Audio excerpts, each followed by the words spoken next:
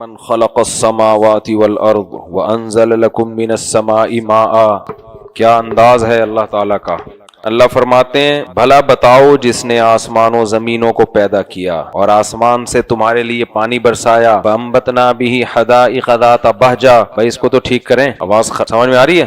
فَأَنبَتْنَا بِهِ حَدَائِقَ ذَاتَ بَهْجَةٍ. آواز گونج رہی ہے نا, مجھے اپنے کانوں میں ٹکرا رہی ہے آ کے. فَأَنبَتْنَا بِهِ حَدَائِقَ ذَاتَ بَهْجَةٍ. پھر اس پانی سے خوشنما باغات پیدا کر دیے, خوبصورت باغات. أَإِلَٰهٌ مَّعَ اللَّهِ. بتاؤ اس کے ساتھ کوئی اور معبود ہو سکتا ہے, کوئی اور ہے جو یہ سب کچھ کر سکتا ہو. اللہ فرماتے ہیں بل ہم قوم یعدلون. یہی لوگ ہیں جو غیروں کو اللہ کے ساتھ شریک کرتے ہیں. امن جعل الارض قرارا. اللہ کہتے ہیں اچھا یہ بتاؤ جس نے زمین کو قرار گاہ بنا دیا تمہارے لیے. پوری زمین, پوری کائنات میں نا ایک پلینٹ ارتھ ایسا ہے جس پہ, وہ پلینٹ ارتھ جو ہے نا وہ بھائی صاحب بہت استعمال کرتے ہیں, پلینٹ ارتھ پہ کچھ کوئی مجھ جیسا ہے نہیں. تو اللہ کی یہ قدرت ہے کہ اللہ نے پلینٹ ارتھ پہ اتنی بڑی بڑی چیزیں پیدا کی ہیں, یعنی وہ والی چیزیں. تو من جعل الارض قرارا, جس نے زمین کو کیا بنایا, قرار گاہ بنایا, رہنے کی جگہ بنایا. کیسی سوٹیبل جگہ ہے نا زمین, پوری کائنات میں ایسی کوئی جگہ رہنے کے لیے نہیں ہے. وجعل خلالها انہارا. پھر پوری زمین میں بیچ میں نہریں جاری کر دی اس نے تاکہ ہر جگہ انسان رہ سکے. وجعل لها رواسیا.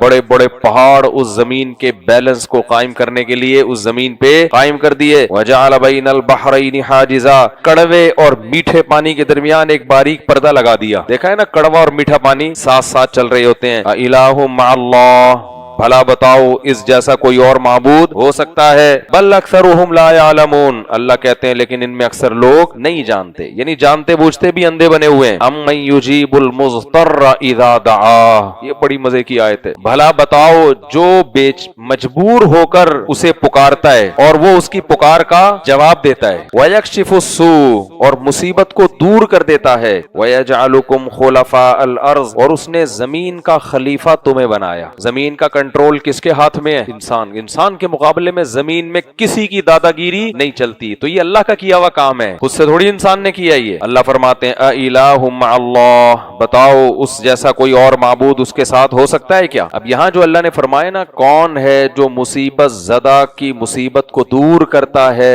جب وہ اسے مصیبت میں پکارتا ہے, تو اس سے صاف پتہ چل رہا ہے کہ اللہ مصیبت زدہ کی مصیبت کی پکار کا جواب دیتے ہیں. تو دعا کی فضیلت بھی پتہ چلتی ہے اس سے. یہ جو کہتے ہیں نا دعائیں قبول نہیں ہوتی, بھائی غلط بولتے ہو آپ. اللہ تو کہہ رہا ہے بھلا جو دعاؤں کو قبول کرتا ہے اور ایک معبود ہے جو قبول نہیں کرتا, دونوں برابر کیسے ہو سکتے ہیں. تم بتوں کو پکارو, قرآن کہہ رہے کہ سواء علیکم ادعوتموہم ام انتم صامتون. ساری زندگی تم ان بتوں کو, مزاروں کو, قبروں سے مانگتے رہو یا نہیں مانگو, برابر ہے. کوئی پتا بھی ہلنے والا بولو نہیں ہے, کچھ بھی نہیں ہوگا. مانگنا نہ مانگنا برابر. اپنے بارے میں اللہ کیا کہتا ہے, اللہ کہتے ہیں ایک جھوٹے معبود ہو, ساری زندگی پکارتے رہو گے, کوئی رپلائی نہیں آئے گا, اور ایک وہ ہے جس کو جب پکارو گے جواب ملے گا آگے سے. تو بتاؤ اصل معبود کون ہے. ظاہر ہے وہ اصل معبود ہے جسے جب پکارا جائے تو آگے سے جواب دے. وہ آپ کہہ سکتے ہو ہم تو پکارتے ہیں ہمیں تو کوئی جواب نہیں ملتا, تو آپ بھائی پکار ہی نہیں رہے ہو. قرآن میں اللہ کہتا ہے کہ جب کوئی مجھے پکارتا ہے نا, مثال کے طور پر گناہ کی معافی طلب کر رہا ہے, یجد اللہ غفور الرحیم, تو وہ اللہ کو غفور اور رحیم پائے گا, محسوس کرے گا کہ اللہ نے اس کے گناہ کو معاف کر دیا ہے. تو اللہ دعاؤں کو قبول کرتا ہے. جن کا غیب پر ایمان ہے ان کو قبول ہوتی نظر آتی ہیں, جن کا غیب پر ایمان نہیں ہے ان کو قبول ہوتی نظر نہیں آتی. کیسے قبول کرتا ہے اس پر میں پیچھے انبیاء کے واقعات میں یہ بات گزر چکی ہے, اس کو میں ریپیٹ نہیں کروں گا. آگے اللہ فرماتے ہیں امن یہدیکم فی ظلمات البر والبحر. تم جب لمبے لمبے سفروں میں نکلتے ہو, پہلے زمانے میں تو گوگل میپ تھا ہی نہیں, پوری دنیا کیسے آباد ہو گئی, تجارتی سفر کیسے ہو گئے. اللہ نے آسمان میں ستارے بنا دیے, ان کی ایک اینگل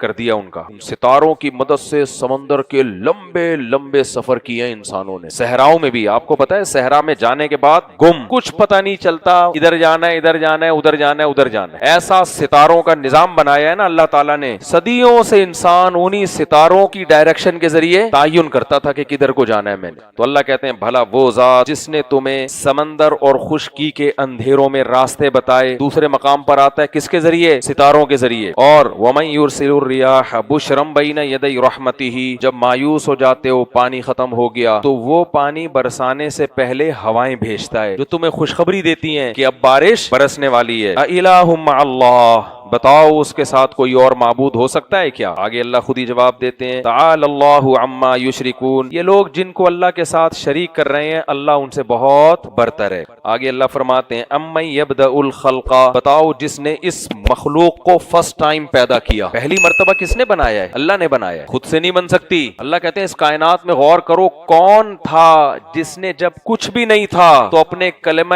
کن کی طاقت سے سب کچھ پیدا کر دیا، کتنا عجیب بنا دیا اس نے، کچھ بھی نہیں سے سب کچھ بنا دیا۔ من یبدأ الخلق ثم یعیدہ، پھر وہی اس کو دوبارہ بھی پیدا کرے گا۔ یہ چیز اللہ کہیں چھوڑتے نہیں ہے، جہاں اللہ بتاتے ہیں نا میں نے پیدا کیا، اللہ وہاں ضرور بتاتے ہیں دوبارہ بھی پیدا کروں گا، کیونکہ سارا مسئلہ کس کا ہے؟ دوبارہ پیدا ہونے کو نہیں مانتے، اس کو تو سب مانتے ہیں پہلی دفعہ اللہ نے بنا دیا، دوبارہ میں آ کے گڑبڑ کرتے ہیں۔ تو اللہ نے فرمایا یعیدہ، دوبارہ بھی وہ کیا کرے گا؟ اس کا اعادہ کرے گا، دوبارہ پیدا کرے گا تمہیں۔ ومن یرزقکم من السماء والارض، اور کون ہے جو تمہیں آسمان اور زمین سے رزق پہنچا رہا ہے؟ آسمانوں سے پانی برستا ہے، طرح طرح کے نباتات پیدا ہوتے ہیں، زمین سے بھی ایک ایسا بہترین سائیکل ہے جس سے ہمیں کھانے کو ملتا ہے۔ 4 دن کھانے کو نہ ملے تو یہ ساری آیتیں سمجھ میں آنا شروع ہو جائیں گی۔ ابھی تو پیٹ بھر کے آئے ہوئے ہیں نا، افطاری وفطاری ہوئی بھی ہے، سموسے پکوڑے ابھی تک پوری طرح ہضم نہیں ہوئے، اس لیے سمجھ میں نہیں آ رہا۔ اللہ فرماتے ہیں اِلٰہٌ مع اللہ، بتاؤ اس کے ساتھ کوئی اور معبود ہو سکتا ہے؟ کون کر رہا ہے یہ سارے کام؟ ایک اکیلا اللہ تو کر رہا ہے۔ آگے اللہ کہتے ہیں قل ہاتوا برہانکم ان کنتم صادقین، لاؤ اپنی مضبوط دلیل اگر تم سچے ہو۔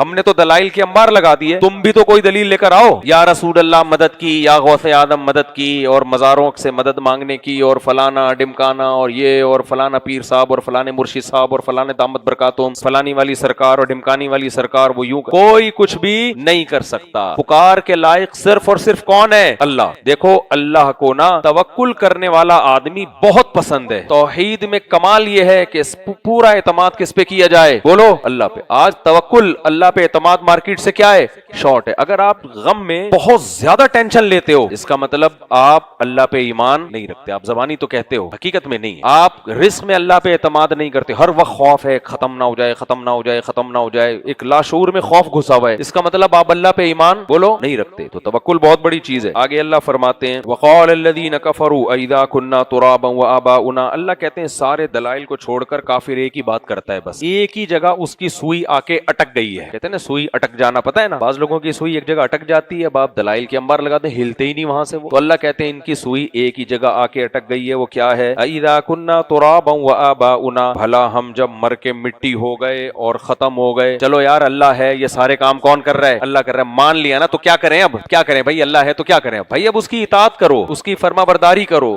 زنا چھوڑو، شراب چھوڑو، سود چھوڑو، بد نظری چھوڑو، 5 وقت نماز کی پابندی کرو، ماں باپ کی اطاعت کرو، 20 احکام ہیں، کیوں کریں بھائی اتنی ٹینشن؟ آخرت میں حساب و کتاب ہوگا۔ یہاں آ کے ان کی سوئی اٹکتی تھی، ایک ہی جملہ بار بار ریپیٹ کرتے تھے۔ آج کے ایتھیس اور ملحد بھی کی سوئی بھی وہیں آ کے اٹک گئی ہے۔ تو بعض لوگوں کی سوئی کدھر آ کے اٹک گئی ہے؟ یہاں آ کے، وہ کیا ہے؟ اذا كنا ترابا، بھلا ہم جب مٹی ہو جائیں گے، وآباؤنا، اور ہمارے باپ دادا بھی، انا لمخرجون، کیا ہم دوبارہ اٹھائے جائیں گے؟ بھائی یہ کیسے ہو سکتا ہے یار؟ کیڑے ویڑے لاشوں کو کھا کے ختم کر دیتے ہیں، ایک ایک قبر میں 100 مردے دفن ہو رہے ہیں، مردوں کی بوٹی آپس میں کیا ہو جاتی ہیں؟ مکس۔ بہت سے مردوں کو جنگلی درندے کھا لیتے ہیں، کتے بلے کھا لیتے ہیں، کسی کو جلا کے راکھ کر دیا جاتا ہے۔ جب مر کے ختم، دوبارہ کیسے زندگی ہو گئی؟ پھر کہتے تھے لقد وعدنا هذا نحن، ارے بھائی اس طرح کے وعدے ہم سے بھی کیے گئے ہیں، وآباؤنا، ہمارے باپ دادوں سے بھی کیے گئے ہیں۔ نوح علیہ السلام نے بھی یہی وعدے کیے تھے، قوم عاد اور قوم سمود سے بھی یہ وعدے کیے گئے، موسیٰ نے بھی یہ وعدے کیے، عیسیٰ نے بھی یہ وعدے کیے۔ ان هذا الا اساطیر الاولین، پرانے لوگوں کی کہانیاں ہیں، یہ قصے ہیں،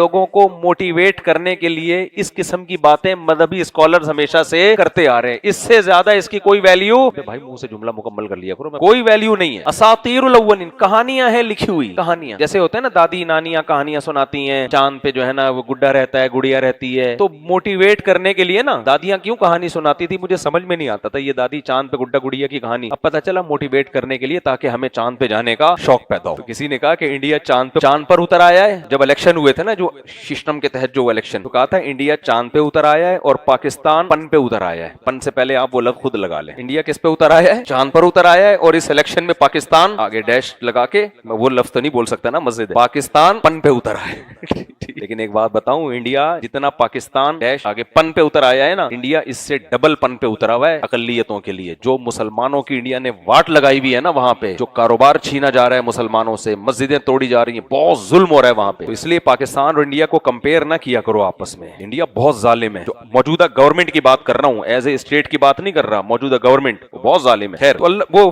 مشرکین کیا کہتے ہیں، یہ بھائی ہم سے وعدے کیے گئے ہیں، ان ھذا الا اساطیر الاولین، پرانے لوگوں کی کہانیاں ہیں. اللہ کہتے ہیں ولا تحزن علیہم، نبی کو بڑا غم ہوتا تھا یہ باتیں سن کے. اللہ نے کہا غم نہ کریں اور اپنے سینے کو تنگ نہ کریں، تنگ نہ کریں. ہر دور میں اس طرح کی باتیں پیغمبروں کے ساتھ کی گئی ہیں. تو بھائی خوب سمجھ لو، اسلام جو اللہ بار بار کہہ رہے ہیں نا، زندگی ہے زندگی ہے زندگی ہے، تو یہ دماغ میں بٹھا لو. اللہ نے پیغمبروں کو بھیجا ہی یہ سمجھانے کے لیے کہ ہم مر کے ختم نہیں ہوتے. آگے چلتے ہیں، آگے موسیٰ علیہ السلام کا واقعہ، اس میں بڑے سورہ قصص شروع ہوئی ہے. کل ہم نے موسیٰ علیہ السلام کے واقعے کا آخری پہلو پڑھا تھا نا، آج موسیٰ علیہ السلام کے واقعے کا پہلا حصہ سورہ قصص میں اللہ نے بیان کیا. اللہ فرماتے ہیں تلک آیات الکتاب المبین، یہ کتاب مبین کی آیات ہیں. نتلو علیک من نبأ موسیٰ وفرعون بالحق، آؤ ہم تمہیں موسیٰ اور فرعون کا واقعہ ٹھیک ٹھیک سناتے ہیں ان لوگوں کے لیے جو ہماری آیتوں پہ ایمان لاتے ہیں. ان فرعون علا فی الارض، بے شک فرعون نے زمین میں سرکشی کر رکھی تھی. وجعل اہلہا شیعا، اور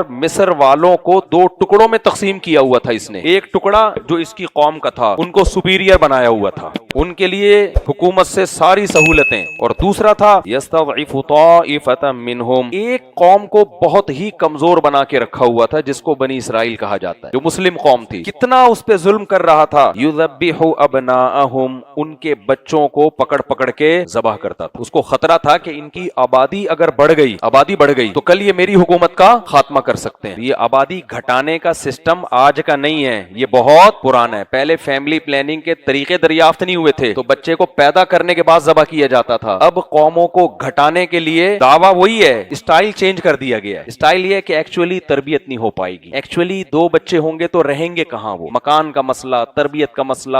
عورت کو چاہیے، وہ بچے پیدا کرنے کی مشین نہیں ہے. یہ ٹوپی ڈرامے پہنا کے نا اس طرح سے کیا کیا جا رہا ہے، گروتھ ریشو کو کم. حالانکہ دنیا میں کل فیوچر اسی قوم کا ہوگا جس کا گروتھ ریشو زیادہ ہوگا. دنیا پہ کل وہی چھا جائے گی وہ قوم. میں نے جاپان کا تو کئی دفعہ بتا چکا ہوں نا، جاپانیوں کے ہاتھ سے بزنس نکل کے پاکستانیوں کے ہاتھ میں جا رہا ہے، آپ اندازہ لگاؤ، کیونکہ ان کی گروتھ ہی نہیں ہو رہی. یہاں جاتے ہیں ان کی گروتھ ہو رہی ہے. خیر، فرعون نے کیا کیا، یذبح ابناءہم، ان کے بیٹوں کو کیا کرتا تھا، ذبح. ویستحیی نساءہم، عورتوں کو زندہ رکھتا تھا، کیونکہ عورت کمزور ہوتی ہے، اس سے قوم مضبوط نہیں ہوتی عورت کی وجہ سے. تو یذبح ابناءہم انہ کان من المفسدین، اللہ کہتے ہیں بڑا فساد مچایا ہوا تھا اس نے زمین میں. ونريد، اللہ کہتے ہیں ہم نے ارادہ کیا، ان نمن علی الذین استضعفوا فی الارض، کہ زمین میں جو کمزور ترین لوگ ہیں، زمین سے مصر کی زمین مراد ہے، کہ زمین میں جو کمزور ترین لوگ ہیں ہم ان پر احسان کریں. کیا احسان کریں، ونجعلہم ائمہ، ہم انہیں زمین کا امام بنا دیں. دیکھو اللہ یہ بھی کہہ سکتے تھے کہ ہم نے ارادہ کیا ہم ان پہ احسان کریں گے اور یہ ظلم ان سے دور ہو جائے گا، گورنمنٹ ان کے حق فیور دینے لگے گی. نا نا نا نا نا، اللہ نے کہا ہم پورا نقشہ کیا کریں گے، پلٹ دیں گے اٹھا کے. اس سے پتہ چلتا ہے بھائی اللہ جب کسی کام کا ارادہ کر لے اس کے مقابلے میں کوئی بھی نہیں ٹھہر سکتا. فرمایا ہم نے ارادہ کیا کہ اس کمزور قوم کو جس کے بچے ذبح ہو رہے ہیں، کیا ماؤں کے کلیجے چر جاتے ہوں گے. آپ سوچو جب ماں کی گود سے بچے کو چھینا جاتا ہوگا اور ذبح کیا جاتا ہوگا، ماں کے پہ کیا گزرتی ہوگی. تو اللہ کہتے ہیں ہم نے ارادہ کیا کہ اس کمزور قوم پر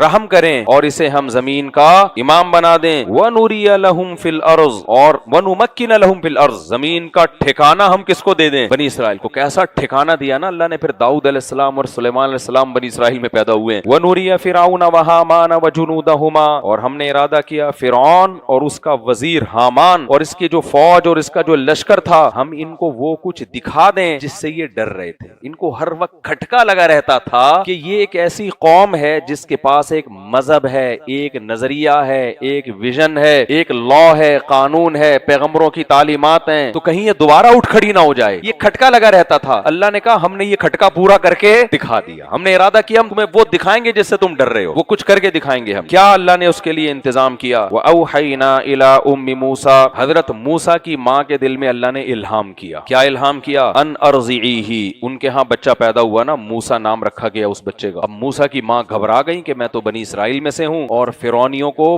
جیسے ہی ان کی بھی ایجنسی کے لوگ ہوتے تھے، گلی محلوں میں گھوم رہے ہوتے تھے، ان کو یہ خطرہ ہوا کہ میرے ہاں بیٹا پیدا ہوا تو فرعونی اس کو آ کے قتل کر دیں گے. اللہ کہتے ہیں ہم نے وحی کی ان ارضعیہ کہ اے موسیٰ کی ماں اس کو دودھ پلاتی رہے. فاذا خفت علیہ جب تجھے ڈر ہونا کہ فرعونی آ رہے ہیں, تجھے ذرا سا شک اور وہم ہو جائے, فالقیہ تجھے خوف ہو جائے, فالقیہ فی الیم تو اس کو دریا کی موجوں کے حوالے کر دے. دوسرے مقام پہ آتا ہے تابوت میں ڈال کے, ایک باکس میں ڈال کے اس بچے کو رکھنا اور دریا کی موجوں کے حوالے کر دینا. ولا تخافی ولا تحزنی اور اللہ نے موسیٰ کی ماں کے دل میں الہام کیا کہ خوف مت کرنا. خوف فیوچر کا ہوتا ہے اور حزن اور غم ماضی پہ کسی چیز کا. فیوچر کا خوف بھی نہیں کرنا, اس لیے قتل نہیں ہوگا, اور ماضی کا غم بھی نہیں. تو نے جو یہ کام کیا ہے نا اس پہ تجھے غم ہوگا, غم نہ کرنا. کیوں؟ انا رادوہ الیکی ہم اسے تیری طرف لوٹا کر چھوڑیں گے. دیکھو اللہ نے یہ نہیں فرمایا انا نردہ کہ ہم اسے تیری طرف لوٹائیں گے, فرمایا رادوہ. رادو اس میں فاعل ہے, ہم اسے تیری طرف لوٹا کر چھوڑیں گے. یہ ہو ہی نہیں سکتا کہ تیری گود میں یہ دوبارہ نہ آئے. وجاعلوہ من المرسلین اور ہم اسے پیغمبروں میں سے بنا کے چھوڑیں گے. تیری گود میں بھی آئے گا اور بنی اسرائیل کا پیغمبر بھی بنے گا. دیکھو موسیٰ علیہ السلام کی ماں بھی لگتا ہے بہت پرہیزگار تھی, تبھی اللہ نے ان کی کوکھ سے ایسے بچے کو جنم دیا. الہام ولیوں کو ہوتے ہیں, شیطانوں کو الہام بولو نہیں ہوتے. تو ولی اللہ تھی تبھی ان کے دل میں الہام ہوا. اللہ فرماتے ہیں فَالْتَقَطَهُ آلُ فِرْعَوْنَ وہ صندوق پانی میں بہتے بہتے اللہ کی قدرت دیکھیں فرعون کے محل سے گزرا اور فرعونیوں نے اس کو اٹھا لیا. فرعونیوں کو نظر آئے نا ایک صندوق جا رہا ہے, فرعونیوں نے اس کو اٹھا لیا. لِيَكُونَ لَهُمْ عَدُوًّا وَحَزَنًا تاکہ یہ بچہ ان کا دشمن بن جائے اور ان کے غم کا ذریعہ بن جائے. اٹھایا اس لیے نہیں تھا, انہوں نے اٹھایا تو دیکھنے کے لیے کہ کیا ہے, لیکن اللہ کہتے ہیں ان کو نہیں پتا تھا کہ تم جو اٹھا رہے ہو نا یہ اٹھانا تمہارے لیے وبال جان بن جائے گا. یعنی اس کا انجام یہ ہونے والا ہے کہ یہ بچہ کل تمہارا دشمن اور تمہارے غم کا سبب بن جائے گا. جیسے ہی اٹھایا ہے اللہ کہتے ہیں ان فرعون وہامان وجنودہما کانوا خاطئین بے شک فرعون حامان اور اس کے لشکر خطا کرنے والے تھے, غلط کرنے والے تھے. وقالت امرأۃ فرعون فرعون نے ارادہ کر لیا اس بچے کو قتل کرنے کا, کیونکہ اس کو شک تھا کہ یہ بچہ کہاں سے آیا ہے, یہ بنی اسرائیل کا نہ ہو. شک کی بیس پہ بھی قتل کر, لیکن یقین نہیں تھا کہ یہ ہماری قوم کا ہے یا بنی اسرائیل کا. اس نے ارادہ کیا قتل کرنے کا. قالت امرأۃ فرعون فرعون کی بیوی نے کہا قرۃ عین لی ولک یہ میری اور تیری آنکھوں کی ٹھنڈک. قرآن میں سورہ طٰہٰ میں آتا ہے کہ موسیٰ علیہ السلام جب جوان ہوئے نا, نبوت ملی, تو اللہ نے فرمایا اے موسیٰ القیت علیک محبۃ منی میں نے تجھے فرعونیوں کے ہاتھوں قتل ہونے سے بچا لیا. کیوں؟ میں نے تیرے چہرے پر محبت ڈال دی. جو موسیٰ علیہ السلام کو دیکھتا تھا نا تو اس کا دل نہیں چاہتا تھا کہ اس بچے کو قتل کیا جائے. اللہ نے ایسی اٹریکشن ان کے اندر, ظاہر ہے وہ تھے بھی بڑے خوبصورت, ایسی اٹریکشن ڈال دی. تو فرعون کی بیوی نے کہا کہ یہ میری اور تیری آنکھوں کی ٹھنڈک ہے, اس کو قتل مت کرو. عسیٰ ان ینفعنا ہو سکتا ہے یہ خادم بن کے ہماری خدمت کر لے, او نتخذہ ولدا یا ہم اس کو اپنی اولاد بنا لیں. وہم لا یشعرون اللہ کہتے ہیں انہیں شعور نہیں تھا کہ وہ کیا کرنے جا رہے ہیں. سمجھتے ہو کہ نہیں سمجھتے؟ کیونکہ فرعون کا خیال یہ تھا کہ اگر میں اس کو پالوں گا تو یہ تو میرا کبھی بھی دشمن ہو ہی نہیں سکتا. فاصبح فؤاد ام موسیٰ فارغا اللہ کہتے ہیں ادھر موسیٰ کی ماں کو جب پتا چلا کہ اٹھایا کس نے, یہ تو جس سے بچا رہی تھی اسی نے اٹھا لیا ہے, تو ان کا دل صبر سے خالی ہو گیا. ہر وقت ان کو یہ کھٹکا کہ یہ قتل نہ کر دیں. ایسے موقع پہ انسان جذبات میں آ کے غلط کام کر بیٹھتا ہے. خوف یہ تھا کہ موسیٰ علیہ السلام کی ماں جائیں گی اور کہیں گی میرا بچہ میرے حوالے کرو. ایسی صورت میں اس بچے کا قتل یقینی. فرعون سمجھ جاتا کہ یہ تو تمہارا بچہ ہے. تو اللہ کہتے ہیں لولا ربطنا علی قلبها ہم نے موسیٰ کی ماں کے دل کو باندھ لیا. موسیٰ کی ماں کے دل کو, کیا بلاغت ہے دیکھو قرآن کی, یعنی وہ دل ہل رہا تھا سینے سے, وہ کنٹرول میں نہیں تھا. ہم نے اس پہ رسیاں باندھی اس دل پہ. یہ بلاغت ہے, حقیقت میں ایسا نہیں ہے کہ کوئی رسی وسی باندھی. ہم نے کیا کیا, اس کو رسیوں سے گویا باندھ دیا, ہلنا نہیں ہے اپنی جگہ سے. یہ کنایا ہے کہ ایسی صبر کی توفیق دی جو عام طور پر لوگ ایسا صبر نہیں کرتے. اس سے یہ بھی پتہ چلتا ہے بھائی غموں میں مصیبتوں میں صبر کی توفیق بھی کس سے مانگا کرو, اللہ سے. اللہ کہتے ہیں قریب تھا کہ موسیٰ کی ماں راز اگل دیتی. لولا ربطنا علی قلبها اگر ہم موسیٰ کی ماں کے دل کو مضبوطی سے نہ باندھتے, ہم نے باندھ کے پکڑ لیا اس کو کہ ہل نہیں, چپ کر کے بیٹھی رہے آرام سے, صبر کر. لولا ربطنا علی قلبها لتكون من المؤمنین، ہم نے صبر کی توفیق اس لیے دی تاکہ وہ ہم پر اور زیادہ ایمان لے کر آئے. جب بچہ گود میں آئے گا نا تو اس کو یقین ہو جائے گا کہ اللہ کے وعدے سچے ہوتے ہیں. وقالت لاخته قصیہ، قرآن کہتا ہے جب موسیٰ کی ماں نے اس بچے کو صندوق میں ڈالا تو حضرت موسیٰ کی ماں نے نا موسیٰ علیہ السلام کی بہن سے کہہ دیا کہ چپکے چپکے دیکھتی رہنا یہ جا کہاں رہا ہے. ماں کو فکر تو ہوتی ہے نا بھائی صندوق میں اللہ نے کہہ تو دیا لیکن کیا حشر ہوتا ہے اس بچے کا. فبصرت به عن جنوب، بہن کتنی ہوشیار تھی اور کتنی خوش قسمت تھی جس کا اللہ قرآن مجید میں ذکر کر رہا ہے. تو چپکے چپکے سے عن جنوب، اتنی ہوشیار تھی نا، دیکھ بھی رہی تھی کہاں جا رہا ہے لیکن اس طرح سے دیکھ رہی تھی کہ لوگوں کو پتہ نہ چلے کہ اس کا اس صندوق سے کوئی رشتہ ہے. ایسی ذہین بچی تھی، ایسے چپکے چپکے دیکھ رہی تھی. تو میں آج گھر میں بیٹھا تھا نا، جب میں یہ تلاوت کر رہا تھا ان آیتوں کی، تو بچی چھوٹی بچی ہے اس کو میں سنا رہا تھا نا، تو جب یہ آیت آئی میں نے اس کو تھوڑی سی تفسیر کی. میں نے کہا دیکھو موسیٰ علیہ السلام کی بہن کتنی ہوشیار تھی، بچے کو صندوق میں ڈالا ہے، چپکے چپکے دیکھ رہی ہے کہ صندوق جا کہاں رہا ہے اور پتہ بھی نہیں چلنے دیتی. اور میں نے کہا تمہارا چھوٹا بھائی گلی محلے میں گھوم رہا ہوتا ہے، تمہیں کوئی خبر ہوتی نہیں ہے. ادھر دیکھو وہ کیسے دیکھ رہی تھی اور تمہارا یہ چھوٹا بھائی وہیں پڑا ہوا تھا. میں نے کہا یہ گھوم رہا ہوتا ہے اور تمہیں پتہ ہی نہیں ہوتا کدھر کو جا رہا ہے. خیر، تو کتنی ذہین بہن، ورنہ بچوں میں اتنی ہوشیاری کہاں ہوتی ہے. ایسے طریقے سے دیکھ رہی ہے کہ فرعونیوں کو پتہ نہ چلے کہ میرا اس بچے سے رشتہ ہے، ورنہ وہ پوچھیں گے تو کیوں دیکھ رہی ہے اس کو اتنے غور سے، تو کیوں دیکھ رہی ہے، اس کا مطلب یہ تیرا بھائی ہے. پھر فبصرت به عن جنوب وهم لا يشعرون وحرمنا عليه المراضع من قبل، ڈبوں کا رواج نہیں تھا. اب موسیٰ علیہ السلام کے لیے دائی کا انتظام کیا گیا، کوئی اس بچے کو دودھ پلائے. تو قرآن کہتا ہے ہم نے موسیٰ پر دائیوں کا دودھ حرام کر دیا. کسی عورت کی چھاتی کو منہ نہیں لگاتے، کوشش کی ہر طرح سے دودھ پلانے کی، پی نہیں رہے. دیکھو یہ سارا کچھ فرعون کر رہا ہے اپنی بیوی کے کہنے پہ. کتنا ظالم بادشاہ، ہزاروں بچے قتل کر دیے. اتنا ظالم، ارادہ کیا بچے کو قتل کروں گا، بیگم نے کہا نہیں، فرعون نے کہا اوکے اٹ از اوکے، اب نہیں ماروں گا. پھر بچہ کسی کا دودھ نہیں پی رہا تو فرعون کہہ سکتا تھا بھائی کوئی ہمارا بچہ تھوڑی ہے، اتنے بچے قتل کر دیے، اس کو بھی بھوک سے مرنے دو، چھوڑو یہ کیا ٹینشن ہے. نہیں نہیں نہیں، بیگم نے کہا یہ بچہ ہم نے پالا ہے، اولاد بنایا ہے، تو اب یہ اس کی زندگی کا انتظام کرنا ہے. مشوروں کے لیے پبلک کو بلاؤ کہ کس کا دودھ پیے گا. تو فرعون نے بلایا لوگوں کو. اس سے بھائی پتا چلتا ہے کہ عورت کو اللہ نے بہت طاقت دی ہے. سمجھ رہے ہو نا، اکبر دبے نہ تھے کبھی برٹش کی فوج سے لیکن شہید ہو گئے بیگم کی جھونک سے، یہ نوک سے، پتہ نہیں کچھ ایسا الفاظ ہے. خیر، تو اور حضرت آسیہ پھر ایمان بھی لے کر آئی موسیٰ علیہ السلام پر. اور قرآن سے پتا چلتا ہے جنتی ہیں. فرعون تو گیا جہنم میں، لیکن اس سے بھی پتا چلتا ہے بھائی بیوی کی ساری باتیں غلط نہیں ہوتی. فرعون نے بیوی کی آدھی بات مانی، آدھی نہیں مانی. آدھی یہ مانی کہ اس بچے کو پالو، آدھی اور مان لیتا نا کہ اس پر ایمان بھی لے آؤ، تو پھر بات بن جاتی. اس نے کہا پالنے کی حد تک تو میں مان لوں گا، ایمان میں میری حکومت جا رہی ہے نا ایمان لانے میں، وہ نہیں میں کروں گا. تو اللہ تعالیٰ فرماتے ہیں فقالت هل ادلکم علی اہل بیت یکفلونہ لکم. جب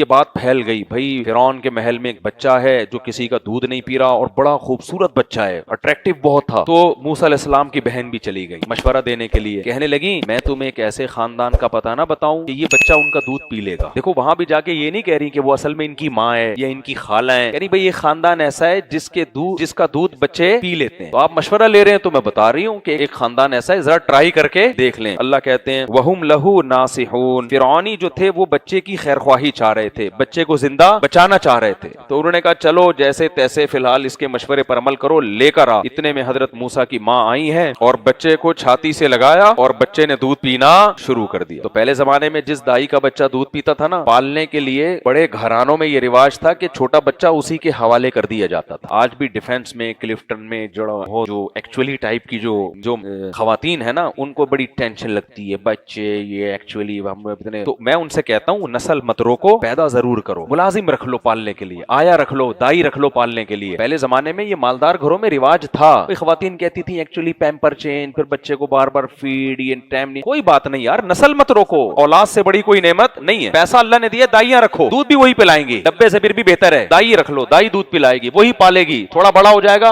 حوالے کر دے گی. ہمارے نبی کو بھی تو مائی حلیمہ نے پالا ہے نا. تو عرب میں تو یہ رواج تھا کہ بھائی گاؤں میں لے جاؤ پالو، تھوڑا بڑا ہو جائے لے آؤ. چھوٹے بچے کی کیئر مشکل ہوتی ہے بھائی، ہم ہر ہفتے آ کے ملتے رہیں گے، ہر 2 دن میں ملتے رہیں گے، تھوڑا سا بڑا ہو جائے ہمارے حوالے کر دینا. تو نسل روکنے سے بہتر ہے کہ نسل پیدا ضرور کرو، پالا نہیں جا رہا تو پیسوں کے ذریعے پلوا لو، تھوڑا سا سمجھدار ہو جائے گا پھر رکھ لو اپنے اپنے گھر میں, ایسا نہیں کہ پلوا کے اسی کو دے دیا کہ جب شادی ہو جائے, بچے ہو جائیں, دادا بن جائے تو آ جانا, پھر کوئی فائدہ نہیں ہے. تو اللہ تعالیٰ فرماتے ہیں کہ فرعون نے کیا کیا بھائی, وہ بچہ ان کی گود میں حوالے کر دیا, موسیٰ کی ماں کی گود میں, کہ ٹھیک ہے تم اس کو دودھ پلاؤ, اپنے پاس رکھا کرو اور روزانہ زیارت کے لیے لے آیا کرو, رکھو تم, پالو تم. اللہ کہتے ہیں فرددناہ الی امہ, ہم نے وہ بچہ موسیٰ کی ماں تک پہنچا دیا, کئی تقر عینھا, تاکہ موسیٰ کی ماں کی آنکھیں ٹھنڈی ہو جائیں. کیسا اللہ کو اپنی مخلوق کا خیال ہے, دیکھو آپ, نیک تھی نا خاتون, کتنے بچے قتل ہو گئے, اللہ نے کسی کی ماں کی ٹھنڈک کا ایسا انتظام نہیں کیا, اس کے لیے دوسرا انتظام کیا کہ فرعون کو میں تباہ کروں گا. تو اللہ کہتے ہیں کئی تقر عینھا, تاکہ موسیٰ کی ماں کی آنکھیں ٹھنڈی. اس سے ماں کا مرتبہ بھی پتہ چلتا ہے.